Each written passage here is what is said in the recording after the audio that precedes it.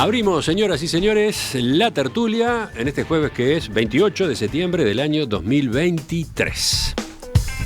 50 y 50. Mitad presencial, mitad virtual. Voy saludando a quienes nos acompañan. Empiezo por Cecilia Aguiluz, allá, anclada en Salto. Buen día. Buen día, un saludo a todos. Hernán Bonilla, anclado en algún lugar de Montevideo. Buen día. ¿Qué tal? Buen día para todos.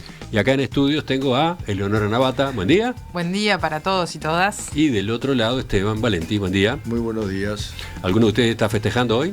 Por supuesto, 132 y Hernán también. Estamos festejando, sí. ¿Y Esteban también? Sí, claro. Ah, mirá, bienvenido. Van 3. ¿Y Cecilia? Ni idea, no sé de lo que están hablando. Sí, Cecilia está para los cumpleaños del litoral. Cecilia, ¿aurinegra? No, ni pensar. Entonces no está festejando. No, era bastante obvio que no. Se hace la distraída. Bueno, después nos contará qué festeja o cuándo Me festeja. salió bien lo del distraído Emiliano, pero solamente vos me creíste. Bueno, vamos al primer tema. La coalición de gobierno acordó este martes que la rendición de cuentas incluirá un aumento salarial en las Fuerzas Armadas, reclamado por Cabildo Abierto. Esto permitió empezar a votar el proyecto en la Comisión de Presupuesto integrada con Hacienda de la Cámara Alta. En su pasaje por el Senado, el proyecto incluye una reasignación de recursos de $27 millones, de los cuales 10 millones irán para los aumentos salariales de funcionarios militares. Este ajuste en las retribuciones de los soldados será de 1.000 pesos mensuales. Regirá a partir del 1 de enero, supondrá un incremento de entre 2 y 4% y beneficiará a unos 27.000 efectivos, desde personal de tropa hasta tenientes coroneles. El entendimiento fue anunciado en una conferencia de prensa de la bancada de la coalición de gobierno en la Cámara Alta. En esa oportunidad, el senador Guido Manini Ríos destacó la fórmula que se acababa de pactar.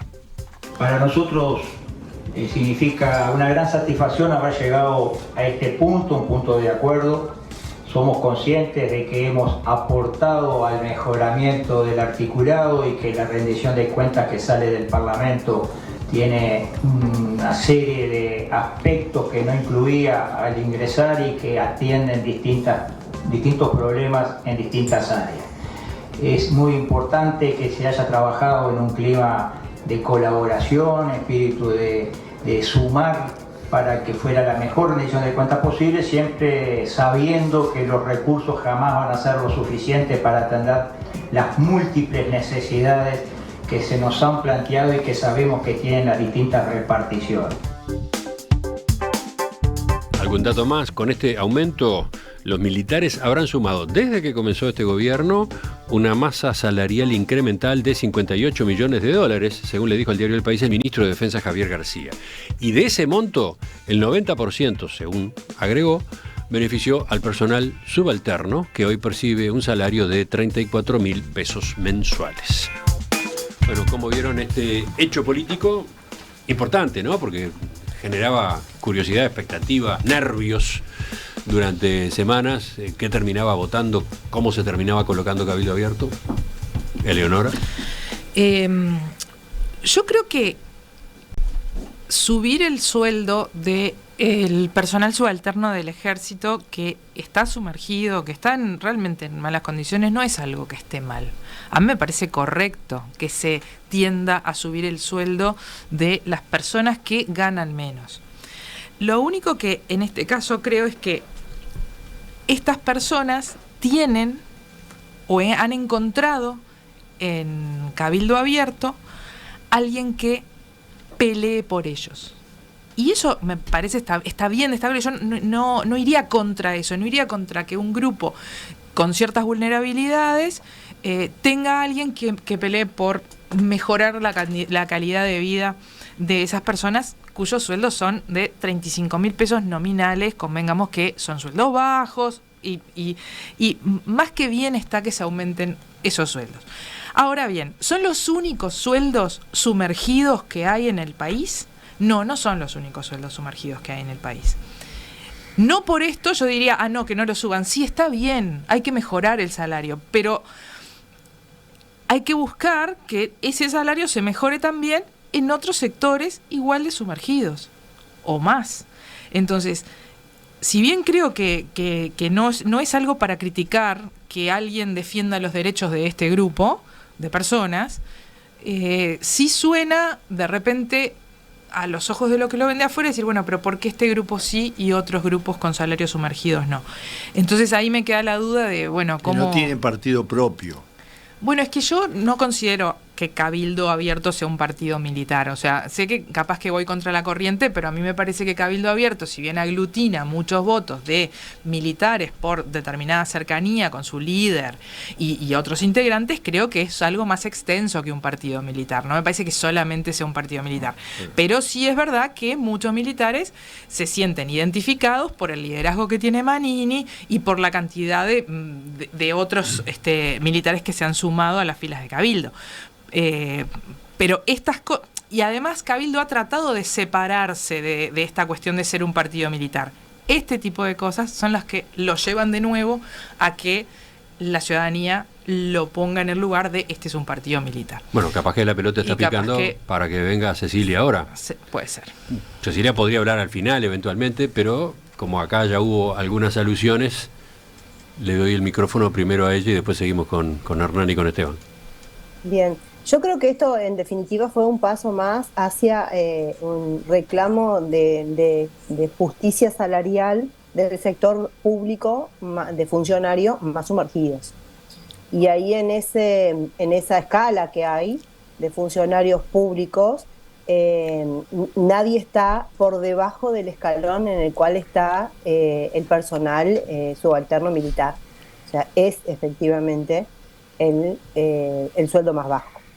Por lo tanto, 1.000 pesos sumarle al bolsillo de ese sueldo es sin duda un acto de un paso más a intentar llegar a una justicia salarial.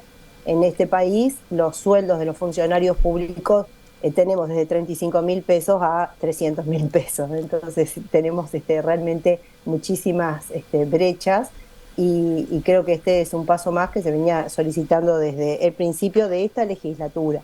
En cuanto a si Cabildo Abierto es o no un partido militar, yo creo que está claro que dentro de su plataforma y su génesis tiene un electorado vinculado al tema militar, que no solo no debe desconocerse, sino que hay que bregar desde el partido mismo por esos derechos de esa gente, porque es su electorado. Y a mí me parece que no tiene, o sea, yo coincido como lo planteaba Eleonora, o sea, no significa eso que Cabildo Abierto sea un partido militar, ni mucho menos. Yo integro las filas de Cabildo Abierto y no tengo nada que ver con lo militar. Por lo tanto, es un ejemplo de la amplitud que tiene. Pero en definitiva no se puede desconocer que la plataforma, y desde el primer día de Cabildo Abierto, es una defensa del salario, sobre todo más sumergido, del personal público más sumergido también. Por lo tanto, en ese sentido, creo que esto ha sido un logro de Cabildo de poder instalar en todas estas rendiciones de cuentas aumentos que le signifiquen en los bolsillos del personal subalterno unos pesos más.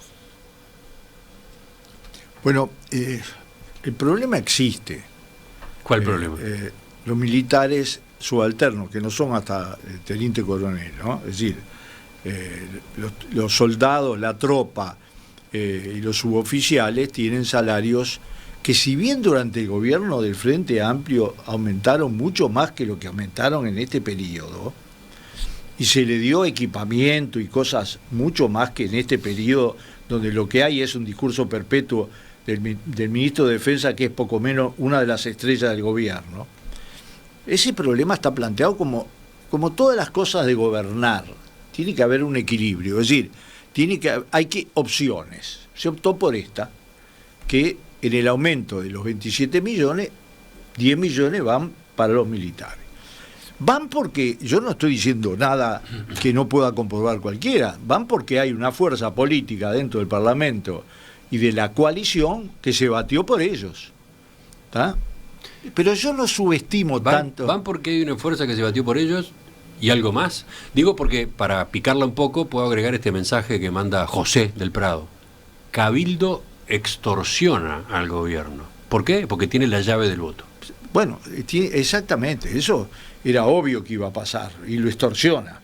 Ahora, yo voy a decir una cosa que pueda parecer una herejía. Yo estoy de Pero acuerdo. también lo podría hacer el Partido Colorado, cualquier otro integrante que tiene votos para aprobar cosas. O sea, El término extorsionar es un poco fuerte, ¿no? Lo que pasa es que algunos no lo dicen, lo hacen. Lo hacen. Claro. Lo que pasa es que algunos no lo dicen públicamente. Lo hacen adentro de los escritorios. Está claro, pero yo voy a hacer una herejía. A ver, acércate al micrófono. Yo estoy contento con la resolución de este problema. Primero, porque yo no quiero que se rompa la coalición antes. Tiene que terminar gobernando. No sea cosa que enturbiemos todo y parezca que alguno no estuvo de acuerdo con todo lo que pasó hasta ahora y en el tramo final se lave las manos. No, está bien. Esta es una coalición con gente adentro que llega a presionar corporativamente, porque está claro que no es un partido solo militar, pero es un partido que desde que nació, lanzado por el teniente general Manini Río en un discurso de uniforme, hasta en la campaña electoral, era un partido que defendía las jubilaciones militares, es decir, que una de sus prioridades absolutas era esa. Bueno, entonces, las cosas hay que asumirlas. Ahora, ¿qué sucede? Yo creo que yo tengo más confianza en los militares que los que tiene la mayoría de la gente de izquierda. Yo no creo que los militares se vayan a obnubilar de tal manera que con esto ya pasan a votar todos de nuevo a cabildo abierto. Yo creo que van a jugar todo el proceso. Ahora tienen 4 años de experiencia, van a tener 5, van a poder analizar cómo son las cosas, y creo que en ese sentido está bien, cada uno hace su esfuerzo en su potencial electorado, que cada vez que está planteado tiene algo que ver con los militares, vamos a entendernos claro. La caja de jubilaciones militares, etcétera, etcétera. Y reitero, desde el punto de vista político, a mí me parece bueno que el gobierno llegue compacto, porque las responsabilidades son de los 5 socios. 6, uno que no va a asistir, que es el partido de Novik, pero de los 5 socios tiene responsabilidad. No podés cortarte a pedacitos. No podés tratar de liberar tus responsabilidades por las veces que cacareaste, por las veces que te enfrentaste.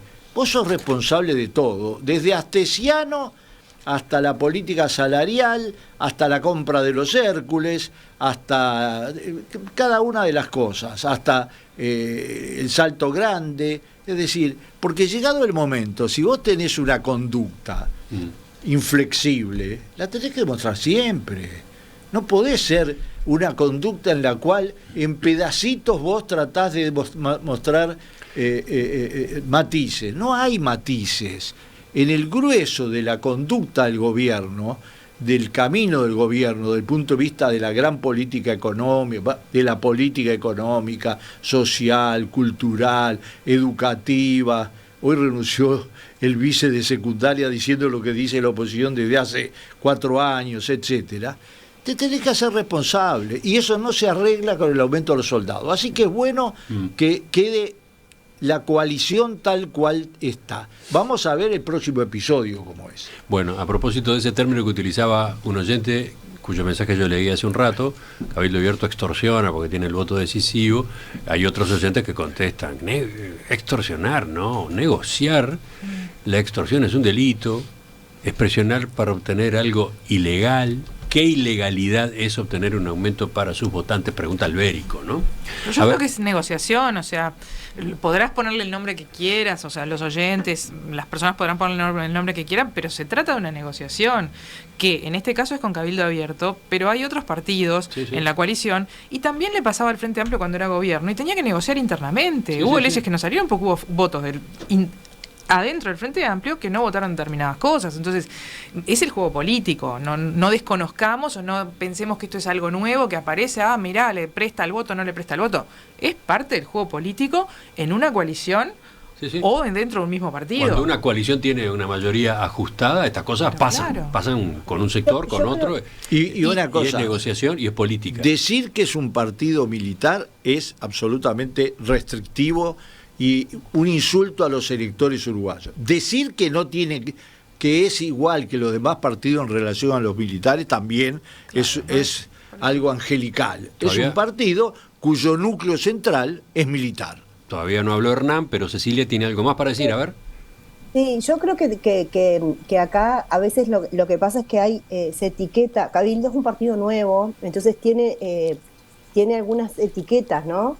Entre ellos, bueno, la que se puso desde el principio, que era un partido netamente militar. En su momento además se dijo que era un partido que era como una rama del Frente Amplio también, o sea, todas esas etiquetas.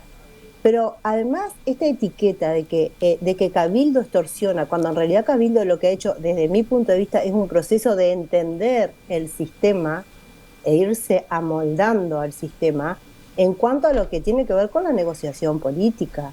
Porque acá no podemos decir que porque se haga pública la posición de Cabildo, decir nosotros, si no nos votan esto que venimos pidiendo desde hace 3 años, nosotros vamos a hacer esto. Por ejemplo, con el tema del endeudamiento. Si no se vota la ley contra la usura, nosotros vamos a ir a un plebiscito.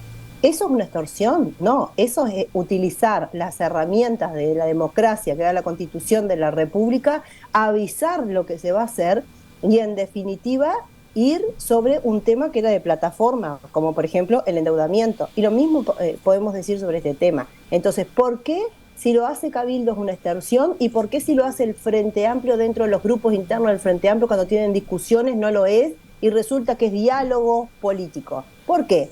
Porque se sigue etiquetando a Cabildo, porque se sigue creyendo que es algo que está fuera del sistema, cuando en realidad hoy es un partido que aprendió dentro de muchas cosas a negociar por lo que es su propia plataforma. Bueno. Entonces ahí me parece que seguimos teniendo esos etiquetamientos con unos que no tenemos con otros.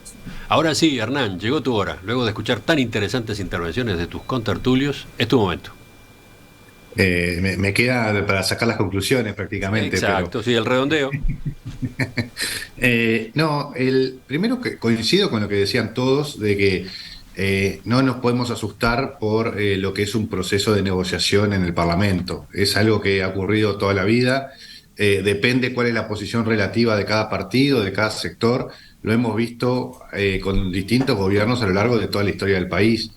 Y si miramos para afuera, veamos lo que está pasando en España con el Partido Popular y el PSOE buscando los votos para lograr investir a sus candidatos como presidentes, que ahí sí hay extorsión de parte del nacionalismo catalán con posiciones que hasta podrían poner en riesgo la propia existencia del Estado español, ¿no?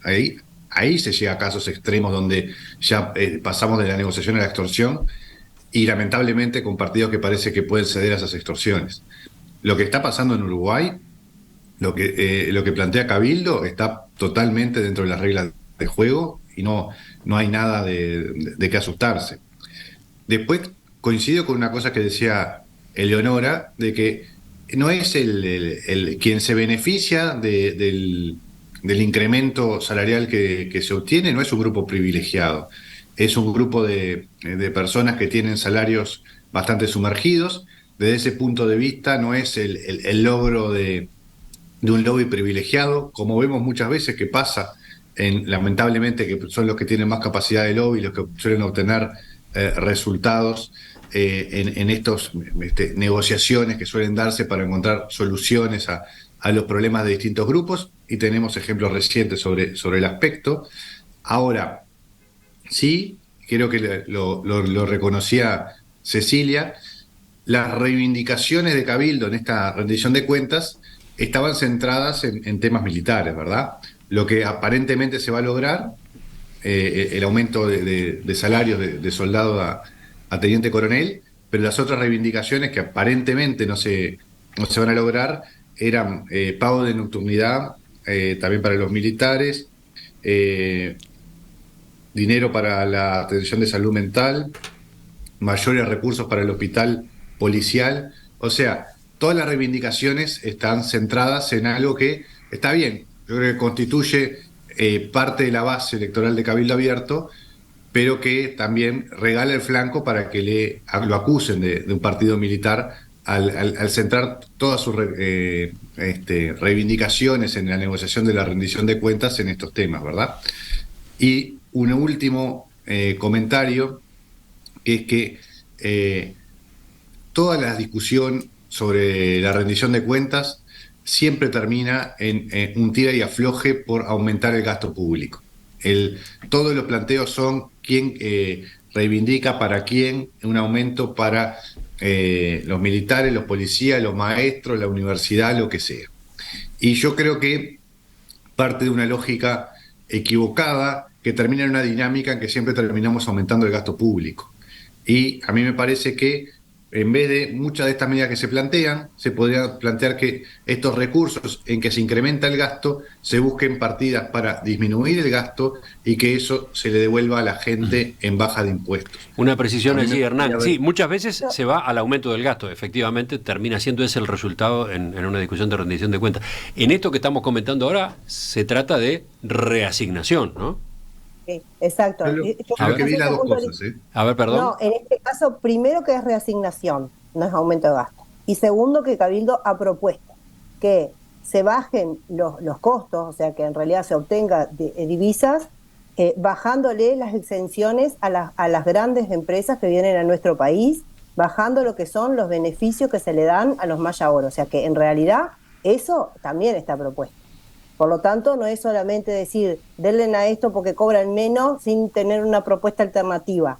Acá, si vamos a hablar de lobby, las grandes corporaciones y las multinacionales que vienen a nuestro país, que tienen grandes lobbies, tienen exenciones tributarias que no tienen los que viven y que trabajan en este país. Los pequeños y medianos productores no las tienen. Por lo tanto, ahí también hay un planteo muy fuerte y muy claro de Cabildo de dónde sacar los recursos. Y eso no se ha hecho, ¿por qué? Porque hay lobbies fuertes que están a favor de que esas empresas tengan las ventajas que tienen. Tengo acá dos que miran de reojo. Voy primero a Hernán, que era el que estaba hablando antes y a quien le contestó Cecilia. A ver, ¿qué pasaba? ¿Por qué ponías esa cara, Hernán? Es un planteo bastante demagógico ese, porque primero los beneficios de la COMAP no son para las grandes empresas, acceden miles de pequeñas empresas, medianas y pequeñas empresas, se presentan proyectos de muy poco monto, no son beneficios para las grandes empresas. Y después, muchas veces, lamentablemente, Uruguay tiene una presión fiscal altísima. Tenemos la presión fiscal más alta de América Latina después de Cuba. Entonces, los regímenes que permiten que se desarrollen inversiones que no se darían si no hubiera beneficios, no son recursos fiscales que se podrían obtener, porque si no tuvieran esos beneficios, no se darían las inversiones.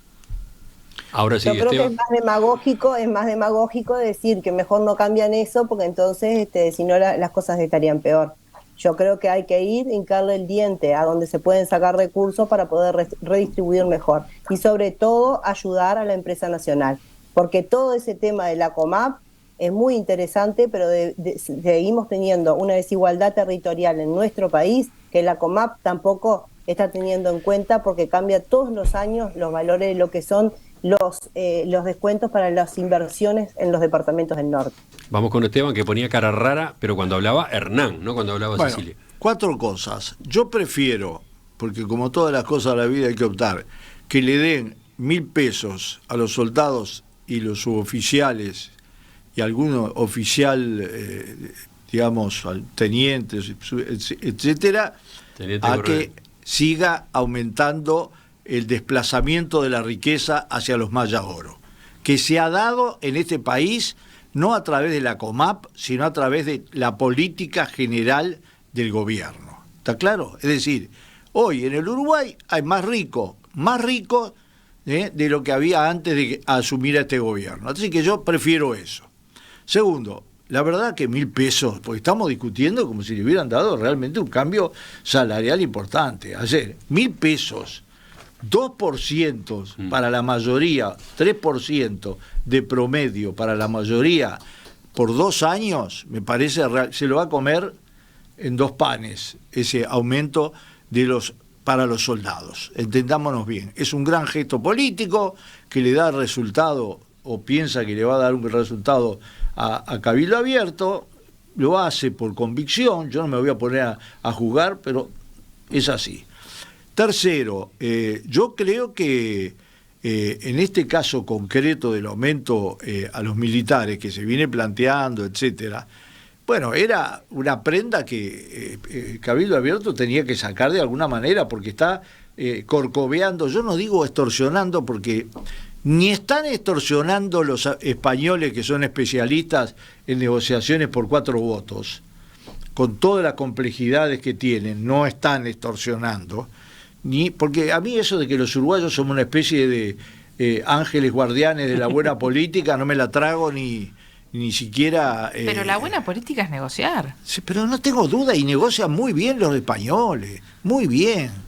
Y se va a quedar, el Partido Popular se va a quedar sentado mirando atrás digamos, en el banco de los suplentes. Bueno, pero volvamos al foco y redondeemos. Entonces, está bien, se negoció, en la final de todo tenía que conseguir algo y consiguió esto, está claro. Y por último una cosa, esta política que no podés aumentar el gasto, aparentemente nos tenía que llevar a bajar el déficit fiscal, aumentar el PBI, no está dando resultado en absoluto.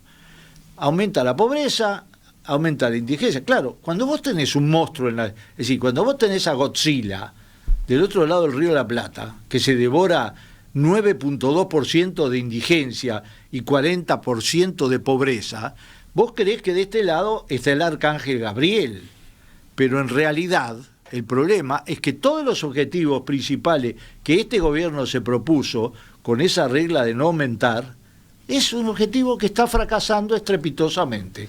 Ni crecemos, ni aumentan las exportaciones, y todo no se le puede seguir echando. Ahora entre poco le van a echar la culpa de que se les cayó el piso en el salón de fiesta del Cerro a una maldición, porque ya no saben a qué echarle la culpa. Bueno, ¿quién termina? Y no aumentar el gasto con los escándalos que estamos viendo acá con el tema CTM, la verdad que, Dios mío. Por favor, lo de CTM, lo de... Casi $1 millón solamente a una persona para que se retire con 50 y pocos años. Pero el Ministerio de Economía no tiene nada que ver con eso, ¿eh? No. Por eso las dudas, son los marcianos. Traduzco para quienes nos siguen en el exterior y sobre todo en el espacio interestelar.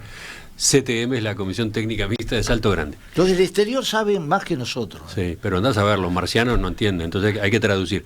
Sigo, por último, con Hernán. No, aquí tengo que estoy en minoría y me dejan hablar menos.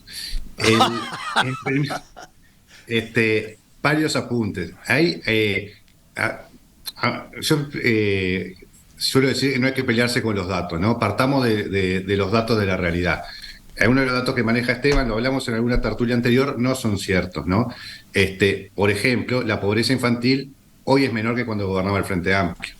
En términos de indicadores de salario real, se recuperó el salario real que se perdió durante la pandemia. Hoy ya, el gobierno ya cumplió su promesa de recuperación salarial antes de tiempo y recuperó los empleos que se habían destruido en el gobierno anterior. Un estadio centenario de puestos de trabajo se habían destruido en los 5 años. Durante 5 años, cada año se destruyeron puestos de trabajo. Un estadio centenario, puestos de trabajo. Eso ya se recuperó también en el gobierno actual. La masa salarial, por lo tanto, es mucho mayor que cuando gobernaba el Frente Amplio. La cantidad de empleo por salario es significativamente mayor. Entonces, esos son datos de la realidad. Después, el discurso se puede decir cualquier cosa. Los números son los números. Los números son los números. La política económica, ¿quién se está quejando hoy de la política económica del gobierno? Básicamente los exportadores por el atraso cambiario y demás. ¿Quién se está beneficiando en términos de salario, de consumo? Los indicadores del producto no son, no es relato, es el grueso de la población. Claramente los más ahora se están quejando hoy, ¿no? Entonces, también veamos contrastemos los relatos con la realidad. Pero mirate las encuestas. El país donde vivís vos. Mirate las encuestas. Hoy hay una encuesta de equipos donde está claramente que la mayoría de los uruguayos está tan distraído que opinan que la situación del país está mal o está igual, pero está mal. Y solo el 24% cree que está bien. Bueno, eso se cree en los relatos que vos hacés, Hernán. con la mejor buena voluntad. Yo digo los datos Acá yo te digo los números del norte. 12, 13 y 14% de desocupación en los departamentos del litoral. El número histórico. Nunca se tuvo un número tan alto. Bueno. Lo mismo los números del seguro de desempleo. Y ahora con la baja de la actividad económica. O sea que en definitiva lo que vos ves cada vez que bajás calle Uruguay, que es la calle nuestra del centro, acá en el departamento de Salto, lo que ves es que todos los días cierra un comercio distinto y realmente la gente está muy complicada viendo cómo intentan no cerrar y se están endeudando para no cerrar sus pequeños emprendimientos. Hernán, así que yo no comparto esos números. Los números oficiales. Si no lo comparte, está bien. Los míos son números oficiales, los del desempleo. No, es percepción. Que vos... No. De a uno. No, los datos del desempleo no son ninguna percepción. Son números oficiales que da el INE. Es que Cecilia camina por una calle Uruguay que es un verso. Bueno, 50 alusiones, Hernán, ¿vas tú de vuelta? No, simplemente eso, digo que hay que mirar los números. Después, sí, yo qué sé, cada uno puede decir que yo conozco una empresa que cerró, yo también conozco empresas que cerraron, conozco gente que se quedó sin trabajo. Sí, todos tenemos, también tenemos gente que consiguió trabajo, una empresa que abrió, una empresa que le está yendo mejor. La encuesta de la que hablaba Esteban de Equipos también habla de que la percepción de la gente sobre su propia situación y sobre la situación futura es buena. Y la aprobación del gobierno viene subiendo, la aprobación del presidente está mejor que en el mejor momento de la primera presidencia de Tabaré Vázquez a esta altura del partido. No. No es la evaluación de la gente tampoco. No cambien la cosa. Lo que sube es la valoración de la calle. Extrañamente, las empresas de encuesta no incluyen algo que siempre incluyeron en anteriores gobiernos, la opinión sobre el gobierno, que es diferente de la del presidente. ¿Estás sugiriendo confabulaciones? No. ¿Conspiraciones? Yo digo que ninguna de las empresas incluye una pregunta elemental que es opinión sobre el gobierno. Y te puedo asegurar que va a haber buenas sorpresas. Bueno, ponemos los puntos suspensivos acá. Lo que aumenta seguro es el costo de vida, y creo que esa es la gran queja que tiene todo el mundo. Oye, ayer miraba la caída de la recaudación la caída de recaudación de DGI, ayer lo estaba mirando justamente. O sea, realmente yo puedo entender la parte de los números que da el Hernán, pero no puedo decir que las comparto porque estoy viendo todos los días números que no coinciden con eso. Nos fuimos. Un dato real del INE, y lo de la recaudación y la caída de la recaudación de DGI también es un dato oficial. Derivamos. La inflación más baja de los últimos 18 años, ¿no? Sí, los intereses más altos. Están bajando.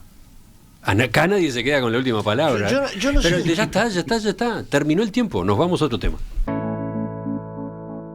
Sugestivo tu silencio, Eleonora, en toda esta parte de la discusión, ¿eh? Hablaste al principio, después te corriste un costado. Sí, porque me parece no tenía mucho para decir de esta cuestión. O sea, a ver, Estabas entretenida. Estaba entretenida escuchando y Bien. También a mí me pasa algo, y es que a mí no me gusta discutir contra números. Los datos son datos. Hay interpretaciones y contextualizaciones de los datos. Pero entrar a... una cosa que a mí siempre me molestó mucho es que cuando los institutos de estadística de los países dan datos, la gente los discute como que estuvieran discutiendo opiniones. No, los datos son datos. Los podemos contextualizar, los podemos interpretar, pero me parece como que no está bueno discutir números porque estamos dudando de nuestras propias instituciones y no está bueno eso. Ya volvemos. Pasamos al segundo punto del orden del día.